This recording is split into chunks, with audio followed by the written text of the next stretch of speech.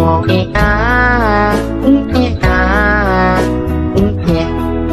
been a really, really messed up week. Some days torture, some days better. La la la, la la la. Bahkan aku tuh udah dirias sama gaun emas dan juga banyak sekali perhiasan emas. Bahkan tamu-tamu undangan di sana pun udah datang katanya. Apa nggak syok kami dengarnya Nadia? Hah? Kok mau dinikahin? Iya, aku mimpinya kayak gitu. Mau dinikahin sama Pucuk. Hai, wassalamualaikum warahmatullahi wabarakatuh. Terima kasih sudah klik video ini. Oke, jadi di malam ini aku hadir kembali dengan membawakan satu kisah horor Wawa part 203. Buat kalian yang gak mau ketinggalan kisah horor Wawa lainnya, bisa langsung cek ke playlist aja. Wah, ada part 1 sampai part sekarang nih, insyaallah lengkap, insyaallah betul. Nah, di KW malam ini Wah, aku akan menceritakan pengalaman Wawa ketika mendapatkan teror mistis dari sebuah pohon keramat yang ada di kampungnya. Dan teror ini gak hanya menghantui Wawa aja Wah, melainkan menghantui keluarganya. Bahkan juga gantian nih ke beberapa warga desa di sana diteror bergilir satu persatu toh kalian. Nah, penasaran dengan kisah selengkapnya? Jadi tanpa berlama-lama kita langsung masuk aja ke ceritanya ya. Check it out.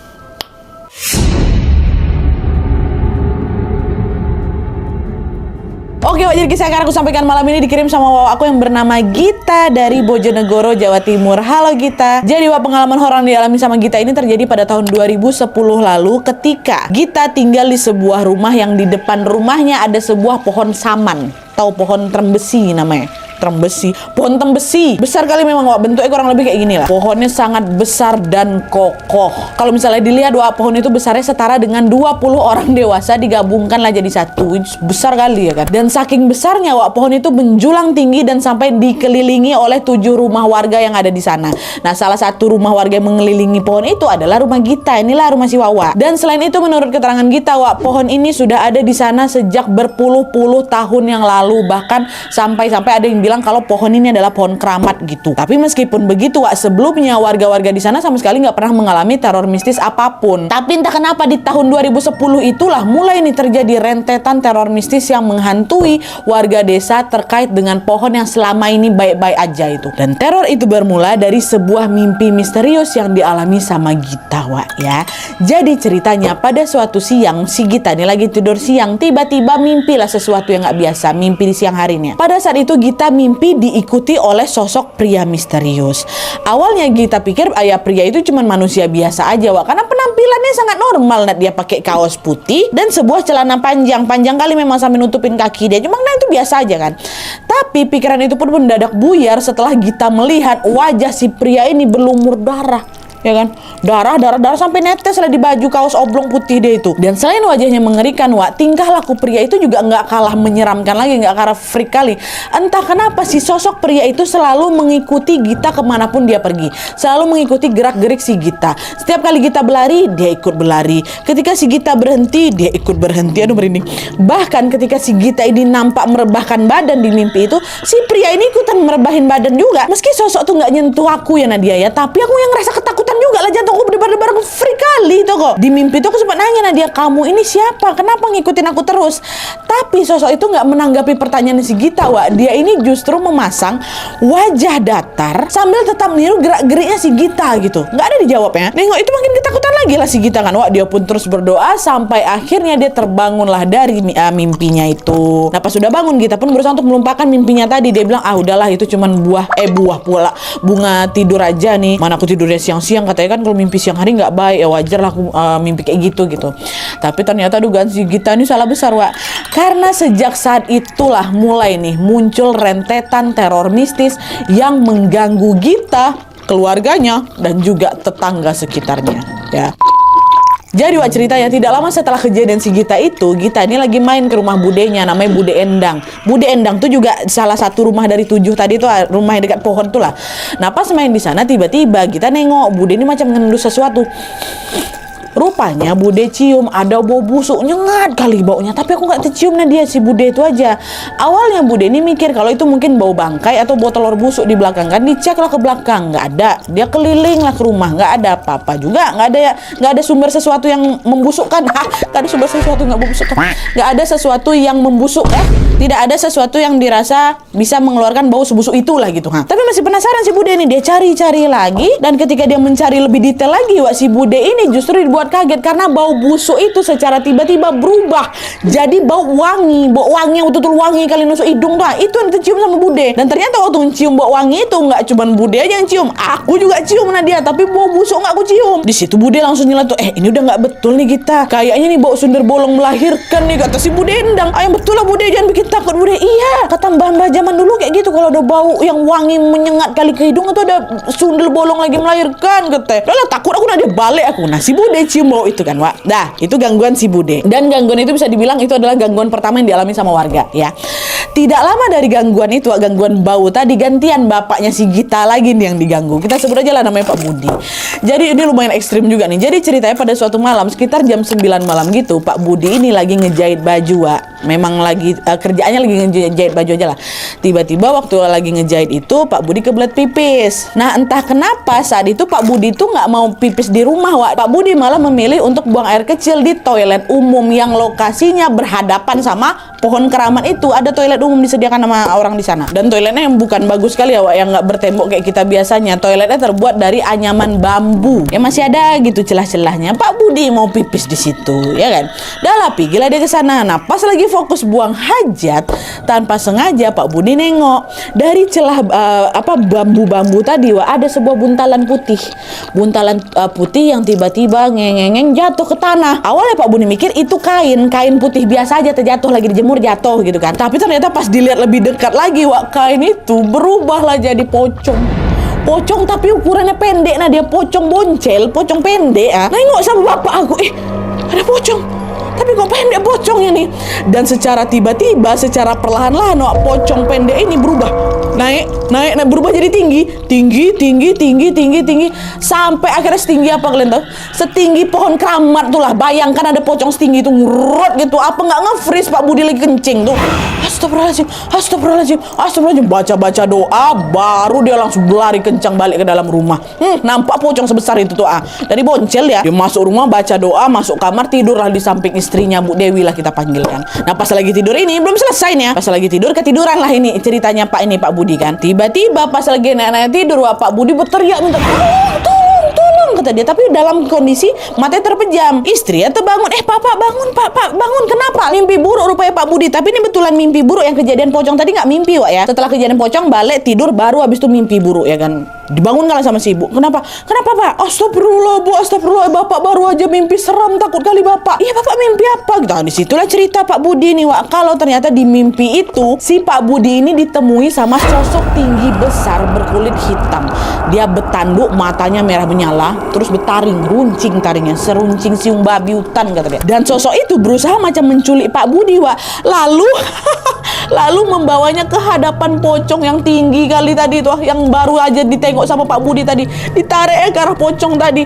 Dan katanya si pocong ini ingin menghabisi nyawanya Pak Budi dan mengajaknya tinggal di atas pohon keramat itu sama dia sebagai pengikutnya dia. Itu mimpinya Pak Budi, togo. Kalian. Si bapak ini baru nengok si pocong itu kan, habis itu dia mimpi mau dikasih ke pocong itu. Macam mana nggak takut si bapak nih, Wak. Nah, Bu Dewi cuma bisa menenangkan suaminya dan Pak Budi pun tenang ya kan. Tapi nggak berhenti di situ aja, Wak. Waktu lagi ditenangin sama istrinya ini, entah kenapa tiba-tiba tubuh bapak aku nih, nah dia nggak bisa digerakin, nge-freeze dia, padahal nggak lagi ngapa-ngapa bapak. Kenapa bapak nggak bisa gerak? Jadi macam ketindihan tapi sadar. Bu Dewi langsung lah itu ngaji di samping Pak Budi sampai azan berkumandang, baru badan bapak aku bisa digerakkan. Nah, itu Pak Budi ekstrim kan. Nah belum berhenti tadi kisahnya Pak Budi. Terus keesokan harinya nih, belum lagi geger soal Pak Budi ini, Wak. Tiba-tiba aja pagi hari keluarganya si Gita ini udah dapat kabar heboh dari desa. Katanya ada warga lain yang juga melihat pocong di pohon keramat tadi malam. Dengar kabar heboh tuh Pak Budi langsung nemuin lah si bapak warga tadi kan. Dia nanya, Pak, pocong yang bapak temui itu bentuknya kayak mana? Katanya. Awalnya bentuknya kecil, Pak, tapi habis itu besar sampai sebesar pohon nih lah. Sama, Wak, kayak ditengok Pak Budi. Wah, berarti sama, Pak. Tadi malam saya juga nengok itu. Disitulah makin geger lagi warga-warganya. Ternyata nggak cuma Pak Budi aja yang lihat, si bapak satu ini juga nengok. Di malam mungkin di waktu yang sama juga. Mereka sama-sama melihat kalau pohon keramat itu sedang dihuni oleh sosok entitas jahat, ya kan? Dan sejak saat itulah, Nat, suasana di desaku yang awalnya adem ayem aja kan, berubah sepi mencekam kalau udah malam. Kalau udah malam tibanya tidak ada satu orang pun yang berani keluar keluar rumah. Warga langsung nutup pintu, nutup jendela setelah azan maghrib berkumandang. Nggak ada, pokoknya warga ini berusaha tetap di rumah dan mengurangi semua aktivitas malam mereka supaya nggak diganggu sama pocong tadi itu. Tapi sayangnya Wak, gangguan itu masih terus datang. Dan kali ini nggak di luar rumah lagi. Justru teror tadi itu udah masuk ke tahap menghantui mereka dari dalam rumah. Jadi bukan pocong yang ada di luar lagi, ada lagi Wak, itu pun di dalam rumah. Bayangkan sama kalian. Nah, kejadian berikutnya nih Wak ya. Jadi ceritanya pada suatu sore menjelang maghrib, salah satu tetangganya si Gita yang bernama Ferdi baru aja selesai mandi ya kan. Dia pun bergegas lah masuk ke kamar dia, mau ganti baju nih. Nah, pas sudah masuk di depan pintu kamar, si Ferdi ini samar-samar nengok ada wanita kurus Wak yang lagi berdiri membelakangi dia di dalam kamarnya. Tapi waktu itu posisi lampu tuh mati, jadi nggak begitu jelas lah gitu. Ferdi mikir itu mamanya, dia panggil, Mak, Mama ngapa, nyari apa di sini? Ferdi mau ganti baju dulu Mak, bentar ya. Diam aja wanita tuh. Karena penasaran, Ferdi pun mempertajam lah lagi penglihatannya kan Wak. Disitulah dia menyadari bahwa ternyata wanita kurus kering nih ya, rupanya berambut panjang, dan panjangnya nggak masuk akal panjang kalau sambil nyapu lantai kan Wak. Belum sempat mencerna kejanggalan itu, tiba-tiba Ferdi nengok wanita yang awalnya ini membelakangi dia diputarkannya kepala 360 derajat, 180 derajat ke belakang, set gitu, tapi badannya masih tetap ke depan, mutar burung hantu. Udah mutar dia tersenyum ke arah si Ferdi kan, dinampakkannya lidah yang panjang tuh kan sampai ke perut Wak ditunjukinnya. Dan dari mulut si wanita itu Ferdi melihat ada banyak sekali darah kental berwarna hitam. Pingsan si Ferdi nengok itu, langsung pingsan. Ferdi baru siuman beberapa jam kemudian dan sudah dikelilingi oleh keluarganya. Kejadian Ferdi yang dihantui makhluk menyeramkan tadi pun dengan cepat langsung tersebar lagi ke seluruh desa. Dia, Ferdi diginiin sama hantu, nampak hantu kurus kering. Langsung lah bikinlah warga ketakutan lagi ya kan. Tapi entah kenapa waktu itu tuh gangguan berhenti di Ferdi itu, karena di hari-hari selanjutnya sama sekali nggak ada gangguan apapun tuh, nggak ada lagi nih Nat. Cuman terakhir tuh gangguan Bang Ferdi itulah. Cuman memasuki minggu kedua muncul lagi teror baru Wak. Dan kali ini yang dihantui sepupunya si Gita, namanya Mas Odin, tinggalnya daerah situ juga. Jadi ceritanya Wak, hari itu sekitar jam 12 malam Mas Odin ini baru aja pulang dari rumah kawannya. Nah, pas sampai di rumah dia kebelet pipis. Akhirnya dia pun pergilah buang air, tapi di kamar mandi umum tuh Wak, yang ada dekat bawah pohon tadi itu. Entah kenapa orang memilih buat buang air di sana, nggak ngerti lah gue kan. Nah, ketika Mas Odin masuk ke kamar mandi, dia ngerasa kok waktu masuk tuh udara di dalam kamar mandi itu panas sekali. Padahal di luar dingin kali, gegara lagi gerimis Wak. Dia tepis pikiran dia kan, mungkin perasaan aku aja, memang hawanya lagi panas kok ini, kata itu kan. Dah, masuklah dia lagi ke dalam kamar mandi untuk buang air hajat. Nah, pas sudah selesai buang hajat, Mas Odin ini dengar ada suara angin kencang.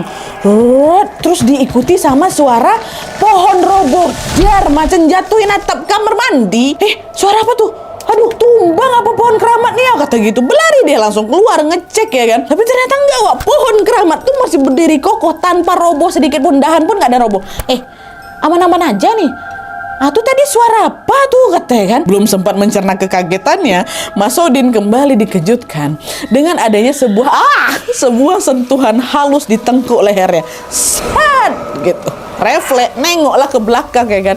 Dan disitulah Wak, dia melihat ada sosok kuntilanak yang berdiri tepat di belakangnya Mas Odin. Mas Odin ngadep ke belakang jadi berhadapan lah sama si Kunti itu kan. Waktu udah hadap-hadapan itu nggak sempat lari lagi, pingsan juga Mas Odin waktu itu. Dan yang lebih kasihannya lagi inilah, ya Allah, Mas Odin ini baru ditemukan sama warga keesokan harinya Wak, dengan kondisi tubuhnya lebam-lebam, dah membiru akibat apa? Kedinginan. Sepanjang malam Mas Odin tuh pingsan ke situ tuh. Hujan lagi pula kan gerimis. Ya warga mana ada yang berani keluar malam-malam? Malam jam 12 loh di situ. Warga nggak ada yang ngeh nih, paginya barulah mereka temukan Mas Odin di sana. Ya Allah, kasihan kali kok Mas. Nengok itu makin heboh lah lagi tuh kampung kan Wak. Terus ada lagi nih, tidak lama setelah kejadiannya Mas Odin, ini gangguannya tuh lebih ekstrim lagi Wak. Jadi bukan penampakan lagi, udah nyentuh fisik nih ya. Jadi ceritanya waktu itu ada tetangganya Gita namanya Bu Suwanti bersama 2 orang anaknya sama suaminya pergi nonton TV ke rumahnya Bu Endang atau Ibu Bu Endang tuh tadi siapa? Budenya si Gita nih kan. Waktu itu Bu Suwanti ini ceritanya belum ada TV Wak. Jadi dia mau nobar lah gitu, mau numpang nonton lah di rumahnya Bu Endang, Bude Endang ini. Dan setelah nobar selesai dah, mereka sekeluarga ini pun bergegas buat pulang.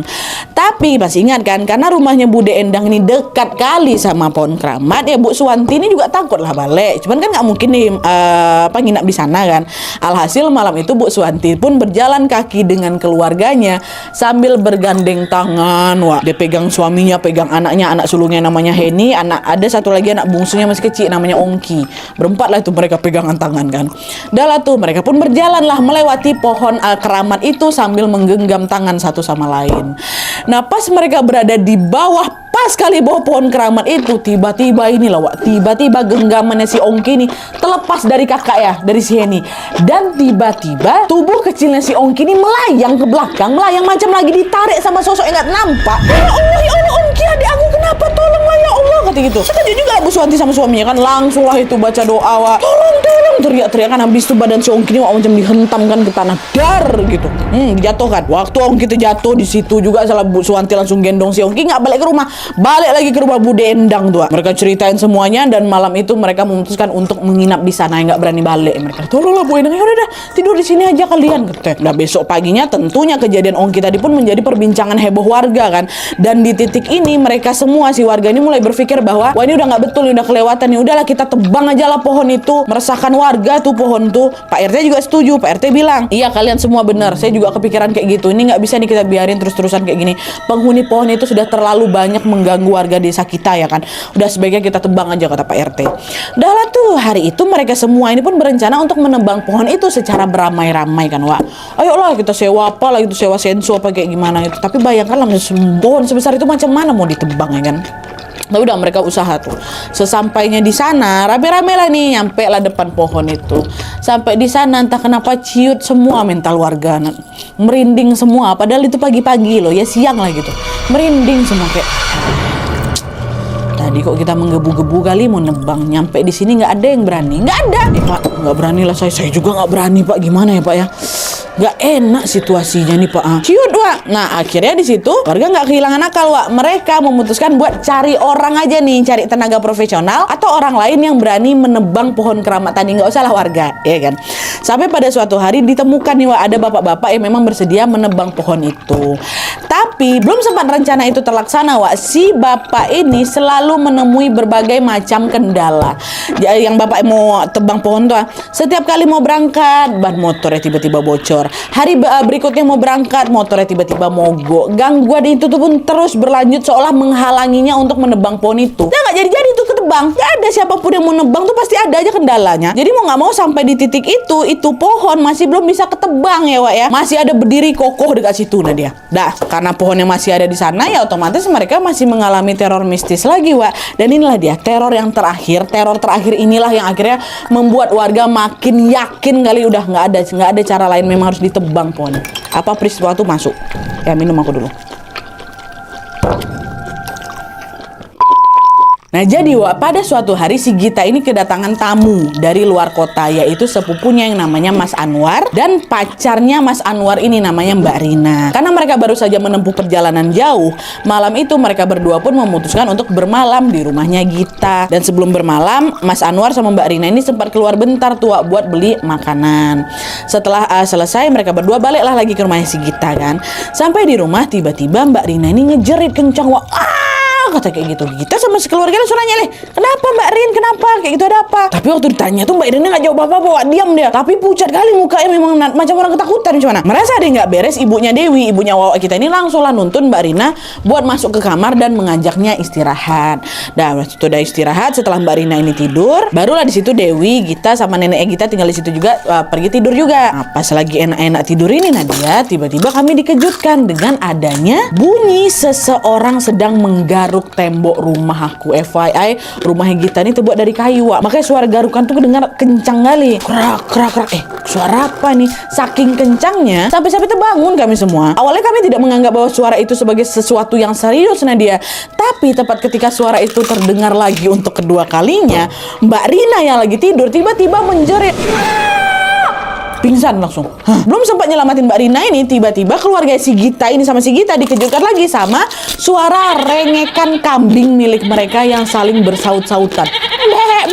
Ada lahan kambing di situ. Nah, yakin bahwa ada sosok makhluk halus yang sedang mengganggu mereka, tanpa rasa takut neneknya Gita langsung pergi ke dapur, diambilnya garam segenggam dan dia langsung ditaburkan ke kandang-kandang kambing tuh. Dan betul pula waktu garam itu ditaburkan, suara kambing tuh hening langsung, berhenti, diam langsung kambing-kambing nenek tuh. Yang di luar diam nih, kambing-kambing diam, tiba-tiba kami dengar lagi suara pintu depan digedor-gedor kencang nggak santai, dor. Nengok itu gantian mama Dewi, mamanya si Gita, Bu Dewi ngerasa keganggu kan, geram dia. Mau sampai kapan nih kalian gangguin keluarga kami, ha? Ini lagi ada tamu loh, jauh-jauh datang nih, kenapa kalian gangguin juga? Kata si ibu kan, langsung lah si ibu juga ngambil segenggam garam, pergi dia ke depan kan, mau dilempar yang pakai garam juga. Tapi waktu pintu dibuka, wah tadi dia garang kali si Bu Dewi mau lawan hantu tuh kan. Waktu pintu dibuka, disitulah Bu Dewi nengok ada sosok, dia kata wanita tinggi besar, terus dia mohon maaf nggak pakai baju, buah dada besar kali gelantungan kata. Apa itu? Wewe gombel yang ditengok sama Bu Dewi, Wak. Ih, gue nge-freeze langsung nggak jadi ini, mau lempar pakai garam. Astagfirullahaladzim. Cuma langsung berdoa tuh ibu kan. Langsung berdoa sampai akhirnya badannya si ibu bisa digerakkan kembali.